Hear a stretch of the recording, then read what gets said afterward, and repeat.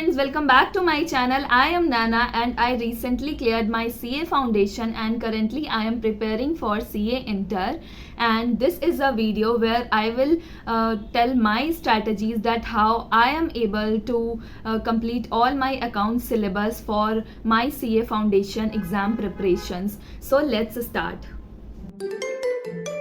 샛별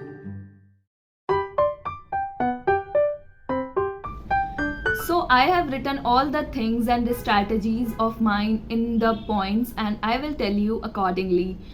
So सबसे पहले start करते हैं कब से मैंने स्टार्ट किया अकाउंट्स पढ़ना. मैं अभी सब्जेक्ट स्पेसिफिक बात कर रही हूँ, सो इससे ये मत समझना कि मैंने सीए फाउंडेशन के लिए बोर्ड्स के बाद से पढ़ाई करी थी. नहीं, मैंने सिर्फ अकाउंट्स के लिए, because accounts is a subject जिसका मेजर पोर्शन हमने 11th-12th में पढ़ रखा है. सो मैंने अकाउंट्स के लिए पढ़ना स्टार्ट किया बोर्ड्स के बाद से. एंड मैंने किन से पढ़ा है, सेकंड क्वेश्चन. सो मेजर चीज़ें मैंने नितिन गोयल सर से कंप्लीट करी है, जो कि अभी पीडब्ल्यू जो सीए वाला जो चलता है उसमें पढ़ाते हैं. सो उनकी मैं आपको रिकमेंड करूँगी कि आप उनकी मैराथन देखिए, जो कि 3 वीडियो है शायद, और 3 वीडियो में उन्होंने पूरी की पूरी अकाउंट्स को समराइज़ करके मतलब पढ़ाया है. और मैं ये बोलूँगी कि वो 3 वीडियो इनफ ज़्यादा डिटेल डिस्कशन है. वो वीडियो भले लंबी है, मैं I will share the link in my description.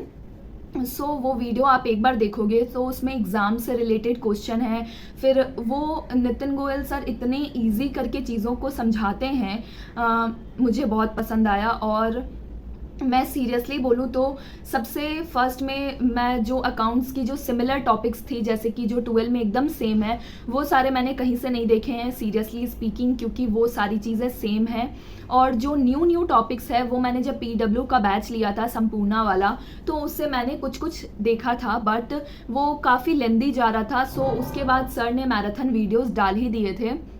सो मैं सिर्फ वही देख करके गई थी and I found really good, because उसमें उन्होंने बहुत ही शॉर्ट एंड समरी, मुझे नितिन गोयल सर की सबसे अच्छी उनकी जो नोट्स होती है वो लगती है. जैसे जर्नल एंट्री वाले जो न्यू चैप्टर्स हैं, like right issues, bonus shares वाले जो चैप्टर हैं, फिर डिबेंचर्स, रिडेम्पशन ऑफ डिबेंचर्स वाले चैप्टर है, तो इनमें जर्नल एंट्रीज होती है. और वो जर्नल एंट्री का पहले ही फॉर्मेट दे देते हैं हमें, और उस फॉर्मेट में जब आप लिख लेते हो ना एक समरी टाइप में, उसके बाद जब आप क्वेश्चन सॉल्व करते हो ना, तो आपके माइंड में कोई भी कन्फ्यूज़न नहीं रहता है.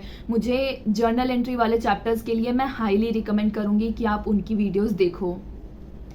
थर्ड पॉइंट है कि सीन ऑल इलस्ट्रेशंस, लाइक मैंने अकाउंट्स में 12 तक मैंने अच्छे से प्रैक्टिस करके मैं बनाती थी, बट सीए फाउंडेशन के लिए टाइम कम था, दूसरे सब्जेक्ट्स को भी टाइम देने थे. सो मैंने जो चैप्टर सिमिलर थे उनके सिर्फ इलस्ट्रेशंस मैंने देखे हैं, बनाए नहीं हैं.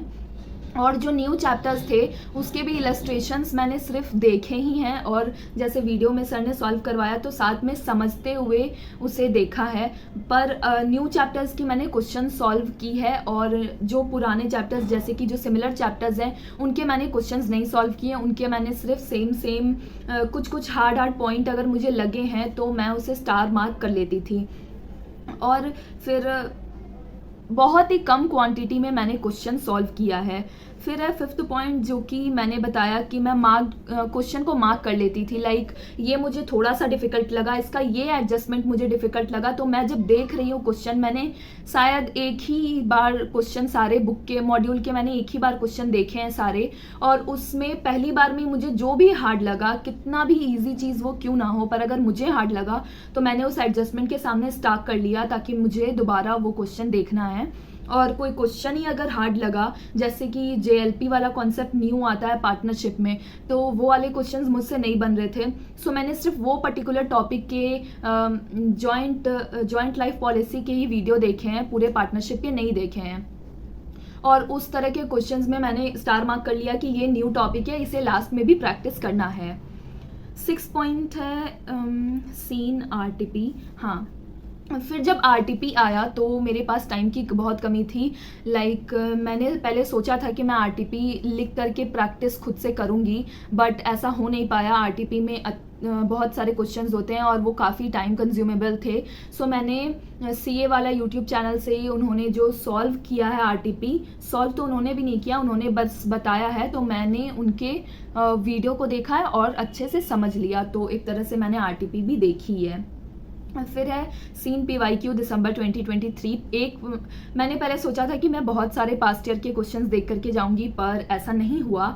सो मैंने कम से कम एक अटेम्प्ट के यानी कि दिसंबर 2023 के मैंने पेपर्स देखे और उसे सॉल्व तो नहीं किया। अगेन काफ़ी चीज़ें उसमें अलग थी, लाइक क्वेश्चन थोड़ा सा सिलेबस चेंज हुआ था, सो उसमें कुछ क्वेश्चंस अलग थे, तो उनको छोड़ करके बाकी चीज़ें मैंने देख ली। फिर है solve MTP 1 and 2 with in time. मैंने MTP 1 and 2 दोनों टाइम बाउंड लगा करके सॉल्व किया है, लिटरली जैसे एग्ज़ाम में करते हैं वैसे। आई रिकमेंड कि आप भी प्लीज़ करना, कम से कम एक तो करके ही जाना, और ये ना 1 वीक बिफोर एग्ज़ाम कर लेना, बिकॉज उसके बाद मतलब टाइम 3 घंटे देने बहुत ज़्यादा लगते हैं कि 3 घंटे हम अभी पेपर सॉल्व करने में लगाएंगे क्या। फिर आता है MTP 3। मेरे साथ ऐसा हुआ था कि MTP 3 को मैंने सोचा था कि मैं एग्ज़ाम के लास्ट दिन सॉल्व करके चली जाऊंगी टाइम बाउंड लगा करके, बट ऐसा नहीं हुआ। मैं एग्ज़ाम वाले दिन मॉर्निंग में मुझे एक बार देखना पड़ा कि मेरा ये MTP कहीं छूट ना जाए, इसीलिए मैंने उसे गो थ्रू किया है सिर्फ क्वेश्चंस देख देख करके। तो आप ये मिस्टेक मत करना, आप पहले से ही या तो टाइम बाउंड लगा करके 1 या 2 टेस्ट दे लो और MTP पहले ही देख लेना। फिर है done with proper notes of all chapters, also help with 12 notes. हाँ, और फिर मैंने जैसे इन्वेंट्री वाला चैप्टर हो गया, फिर बिल्स ऑफ एक्सचेंज वाले चैप्टर्स हो गए, तो इसके मैंने प्रॉपर जो भी न्यू चैप्टर आए उसके प्रॉपर नोट्स मैंने बनाए हैं कि क्वेश्चन सॉल्व करने कोई भी तरीके का प्रॉब्लम ना हो। और जो सिमिलर चैप्टर्स है उसके लिए मैंने 12 के ही नोट्स रेफर किए थे, उसके लिए एक्स्ट्रा में कुछ भी नहीं किया। और जो भी मैंने न्यू चैप्टर्स के नोट्स बनाए वो बहुत ही ज़्यादा शॉर्ट में बनाए थे, और अकाउंट्स के नोट्स वैसे भी शॉर्ट में बनते हैं। थ्योरी मत लिखना, क्योंकि थ्योरी एक तो ऐसे ही बहुत कम मार्क्स की आती है। थ्योरी आप लास्ट दिन भी पढ़ के चले जाओगे या किसी की वीडियो देख लोगे, डैट इज़ इनफ। मैंने देखा था ग्रूमिंग एजुकेशन एकेडमी से थ्योरी की वीडियो और ट्रू फॉल्स की video, that is too much helpful. एक हार्दिक मनचंदा करके भी सर हैं जो ट्रू फॉल्स सारे मॉड्यूल के सॉल्व करवाते हैं और वो स्टार मार्क भी करवाते हैं जो इंपॉर्टेंट ट्रू फॉल्स है। तो अगर आप ट्रू फॉल्स के सारे मार्क्स अगर सिक्योर करना चाहते हो और मॉड्यूल के सारे क्वेश्चन सॉल्व करना चाहते हो तो उनकी वीडियो ज़रूर देखना, और वो एग्ज़ाम से कुछ दिन पहले देखना। अगर एग्ज़ाम के बहुत पास में देख रहे हो तब मैं ग्रूमिंग एजुकेशन की सजेस्ट करूँगी, क्योंकि वो लोग अच्छे ट्रू फॉल्स करवाते हैं और थ्योरी भी लाइक जो एग्ज़ाम में आने वाले वो लेवल के वो लोग करवाते हैं। फिर है return sequence of entry.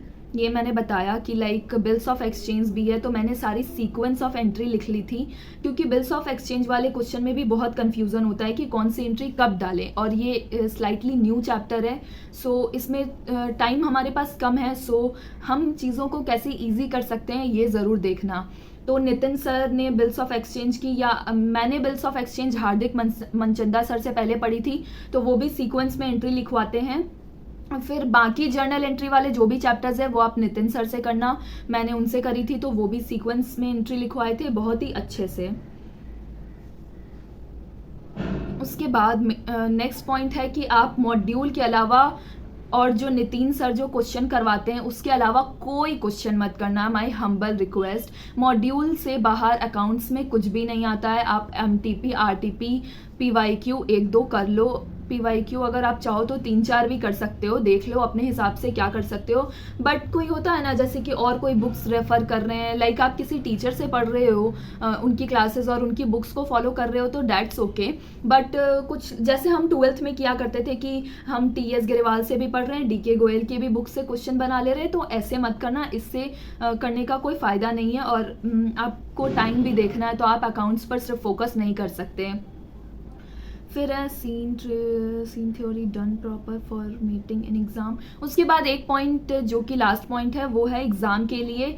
So exam के लिए प्रॉपर फॉर्मेटिंग करना। अकाउंट्स के एग्ज़ाम में वैसे तो हम सब जानते ही हैं, पर मुझे लगता है कि मेरे जितने भी मार्क्स आए हैं मैंने कैलकुलेट किए थे कि 75 तक आने ही चाहिए और मेरे 79 आए, क्योंकि मैंने क्वेश्चन छोड़े भी हैं ना तो वो बहुत ही प्रॉपर वे में मैंने बनाए थे। एग्जामिनर को लगा होगा कि हाँ लास्ट में इससे नहीं बना, लाइक उसे फॉर्मेट ये सब देख करके कोई भी प्रॉब्लम नहीं आई थी। मैंने प्रॉपर फॉर्मेटिंग की भी वीडियो देखी थी कि कैसे करते हैं, लाइक हार्दिक मनचंदा सर ने एक वीडियो बना रखी है कि आप फॉर्मेटिंग ये सब पर कैसे ध्यान दे सकते हो, टॉपर्स की कॉपी कैसे होती है, ये थोड़ी आप देख करके जाना। इट इज़ हेल्पफुल कि वैसे तो हम 12th में एग्ज़ाम दे करके आए हैं, पर बहुत लोगों की आदत होती है कि अकाउंट्स में वो फॉर्मेटिंग ये सब अच्छे से नहीं करते हैं, या बोर्ड्स में जो हमारे पास कॉपी आती है ना वो लाइक वाइड होती है और जो सीए में कॉपी आती है वो नैरो होती है। सो मुझे पर्सनली प्रॉब्लम आ रहा था कि लाइक पार्टनर कैपिटल बनाना है,